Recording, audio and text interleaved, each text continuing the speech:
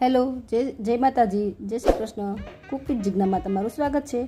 આજે આપણે બનાવવાના છીએ એક અલગ રીતે સિંગપાક. તો ચાલો સામગ્રી જોઈ લઈએ. આ છે ઘરનો બનાવેલો માવો, આ છે ટોપરાનું છીણ, આ છે શેકેલો સિંગનો ભૂકો અને સાથે ખાંડ, અને આ છે મિલ્ક પાવડર. તો ચાલો શરૂ કરીએ.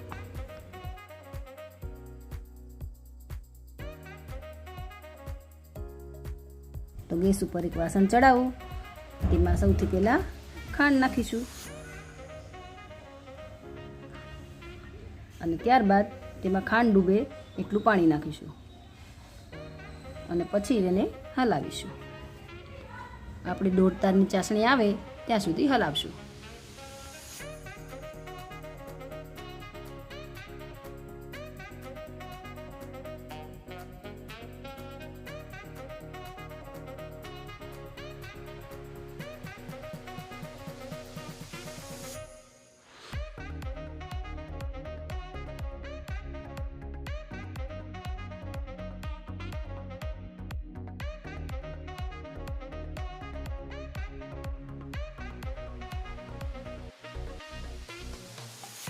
હવે આપણી ચાસણી તૈયાર થવા આવી છે.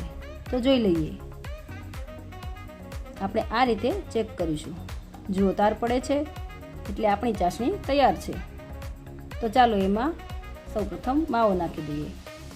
આ માવો ઘરે મલાઈ ગરમ કરીને બનાવેલો છે. ત્યાર પછી હવે આપણે સિંગનો ભૂકો નાખીશું. ત્યારબાદ તેમાં ટોપરાનું છીણ નાખીશું. ટોપરાનું છીણ તમે જે રેડીમેડ આવે છે એ પણ લઈ શકો છો. આ મેં ઘરે બનાવેલું છે. હવે સારી રીતે મિક્સ કરી તેમાં આપણે મિલ્ક પાવડર ઉમેરીશું. જો તમારે મિલ્ક પાવડર ન ઉમેરવો હોય તો ઓપ્શનલ છે, પણ ઉમેરીએ તો એકદમ બહારની રેડીમેડ મીઠાઈ જેવો ટેસ્ટ આવે છે. તો આપણે મિલ્ક પાવડર ઉમેરી દીધો છે.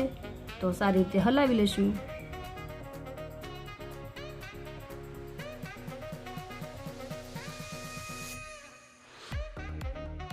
તો હવે આપણે ઘીથી ગ્રીસ કરેલી થાળીમાં આપણે એને ઢાળી દઈશું. આપણે જેટલું જોઈએ તેટલું ઠીક રાખવાનું અને થોડું ઠંડુ થાય એટલે એને એકદમ નાના મીડિયમ એવા પીસ કરી લેવા.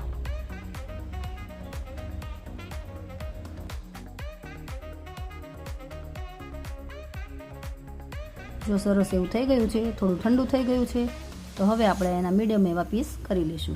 જો તમારા ઘરમાં સિંગનો સ્વાદ ઘણા ન ખાતા હોય તો તમે આ રીતે બનાવશો તો સિંગનો સ્વાદ એકદમ ઓછો આવશે. અને મિલ્ક પાવડર તમારે વધારે નાખવો હોય તો પણ નાખી શકો છો, ઓપ્શનલ છે. જેથી સિંગનો સ્વાદ એકદમ ઓછો આવશે અને રેડીમેડ મીઠાઈ જેવો જ ટેસ્ટ આવશે. તો તૈયાર છે આપણો સિંગ પાક.